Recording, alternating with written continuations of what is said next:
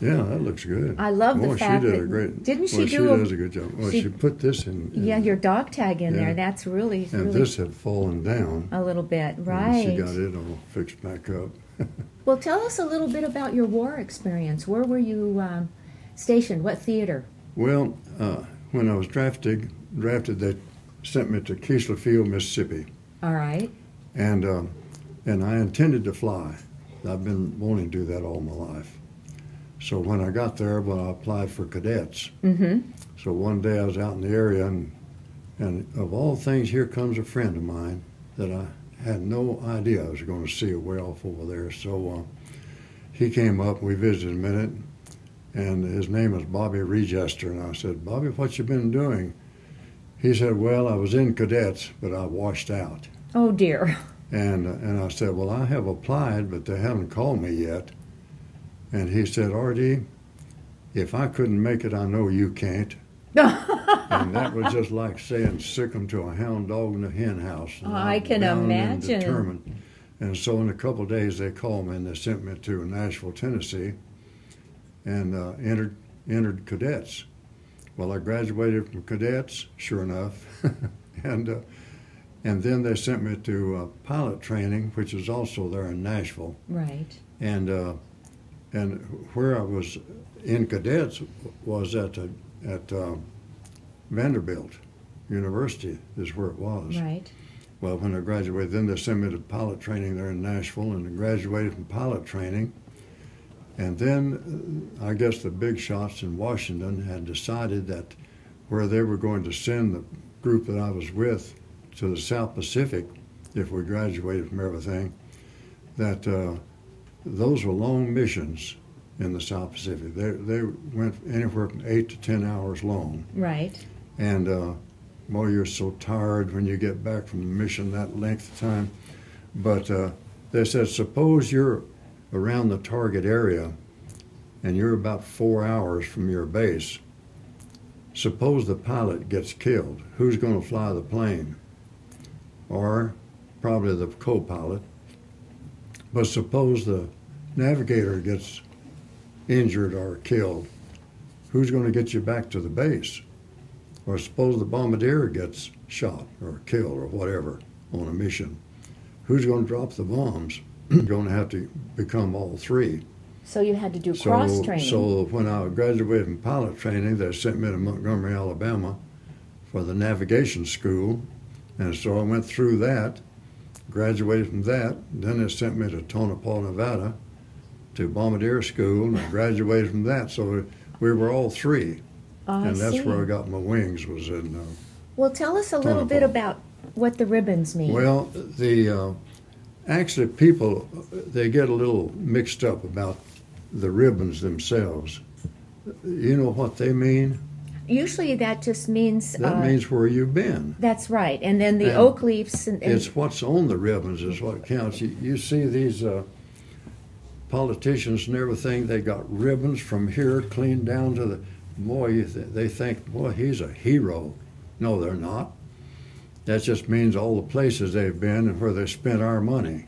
What it amounts to. It's what's on the ribbon is what counts. And what have I got there? Well, on silver this one, star. there's one star. Yeah. Is that a silver star? Yeah, and that's another one there. Okay. And the others don't amount too much. Those oak leaf clusters and bronze stars, they're just little dinky things. But the two silver stars that I got, that's a little bit different. I've heard they're really special. Yeah, they really are. The one, we dropped our bombs, and the bombs went away, and somebody called and said, Bertie, that's what they call me. Bertie, Lieutenant Bertie, said, one of the bombs is hung in the shackles. It didn't go away. And I said, oh. And it was about a 75-pound bomb. It was about that big around, about that long. And it had the tail fins that hung in the shackles, and it didn't go away. But the big problem was that the nose fuse and the tail fuse were both armed. Right. Oh dear. And it only takes about a 3-pound tap to set that thing off. And if that had happened, well, of course, I wouldn't be here today. And so it was my responsibility to get rid of the thing.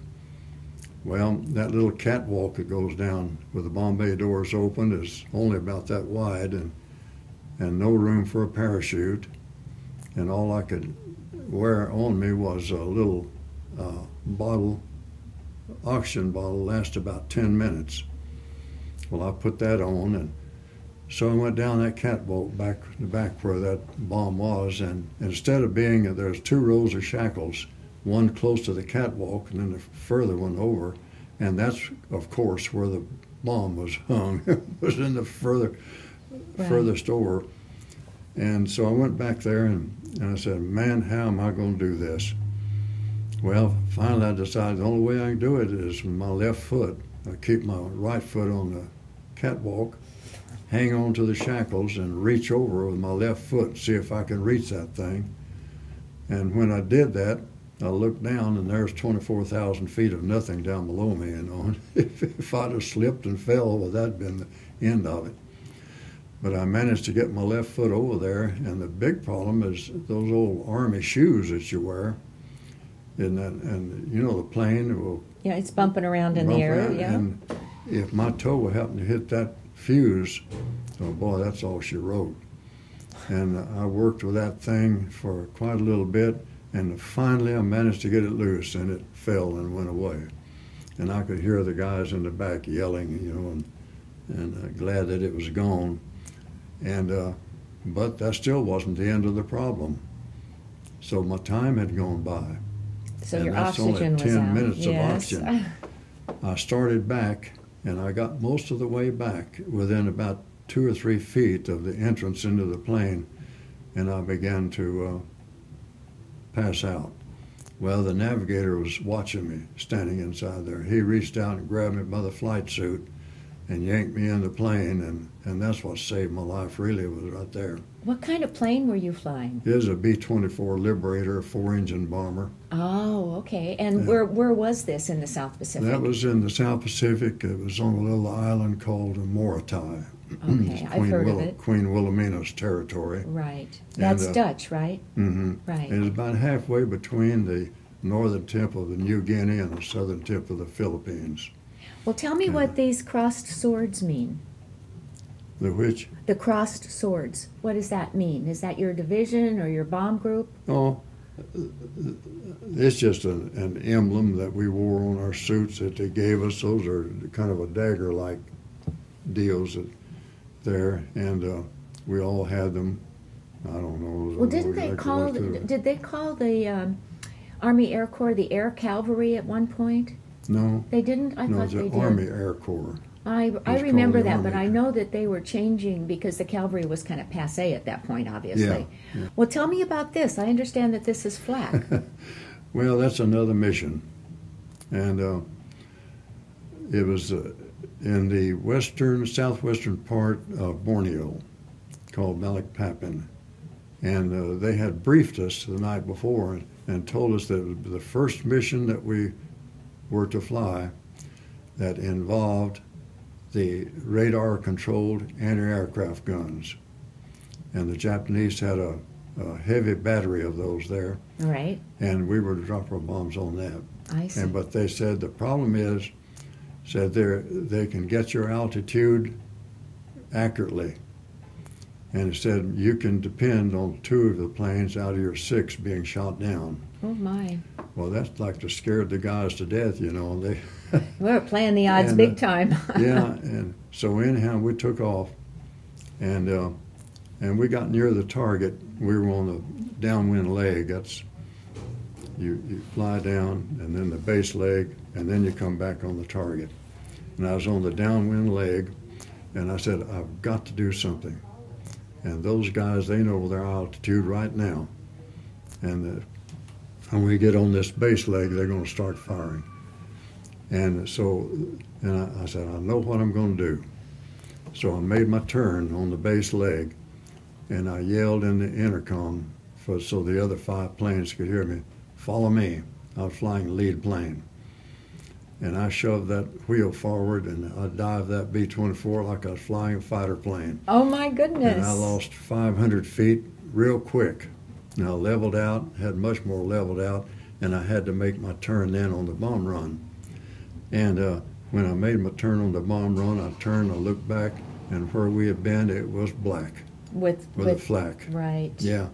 And if we'd have stayed there, I don't know whether any of us would have made it. Oh my goodness. And but anyhow, and I cut the bomb run from 3 minutes to 2 minutes. I said, those bombs are going away in 2 minutes, and that's it. And well, of course, they started firing. You know, they got our altitude. Again. And once you get on the bomb run, you really can't deviate. You can't change. You can't Right. do your altitude. You can't change your airspeed or anything. You're stuck for 2 minutes. And and all of a sudden, well, the first thing, I looked over and my friend was flying on my left wing, was on fire. And he looked over and saluted, and I saluted back, and then he peeled out, a couple thousand yards, so he wouldn't affect me, and he blew up, and that was the end of him and his crew. But then I felt a real hard jolt, and I knew I'd been hit. I looked over, my number 2 engine was on fire, and that's that. The next day, after this all over, 3 or 4 of my enlisted men went back to the plane that dug that out to give me as a keepsake, this chunk of flak, right? That's what that is, a flak. Excellent. And yeah, that's a Now, piece is this the ribbon for the South Pacific that's Theater? a longevity Oh, longevity. thing, which is another little story. So anyhow, I managed to, and then I felt another hard jolt, and I didn't know where I was hit. But when I got back to the base, those B-24s don't fly with an engine out, with that narrow Davis wing. They don't have the lift. Okay. And I was at 24,000 feet when I got hit, and I got back to the base. I was at 800 feet. I lost that much altitude. My, how far was the base from where you A were? 4-hour flight. Wow. Okay. So when I got back and landed, well, then I found out what that second hit was. It was on my landing gear, my left landing gear. It collapsed, and I spun around, and I crashed out into the coconut trees. And the next day they went back and they dug that out and gave it to me as a souvenir. Interesting. Very good. And this here is, our quota has supposed to have been 30 missions. Right. I flew my 30th mission, and this happened about 2 or 3 missions after that. But on the way home, back to the base, I'm going home. Well, I landed, and I got a call to my CO, and sorry, Lieutenant, I can't let you go. I haven't been able to get a replacement crew for you, and you got to keep flying. I had to fly 10 more missions. Oh, my goodness. And that's when this took place. Well, I'm sure you have lots of good memories, though, in the men you served with. When I saw my friend blow up, I cried. I couldn't keep from it. Oh, it's understandable, that's for sure. Yeah. Well, we certainly thank you. I appreciate you letting us do this for you. Well, and I'm happy to do that. It brings back memories, but, you can't help that. Well, memories are really important to us. It makes us who we are. Yeah. Well, thank you so much. You're welcome. All right. Thank you.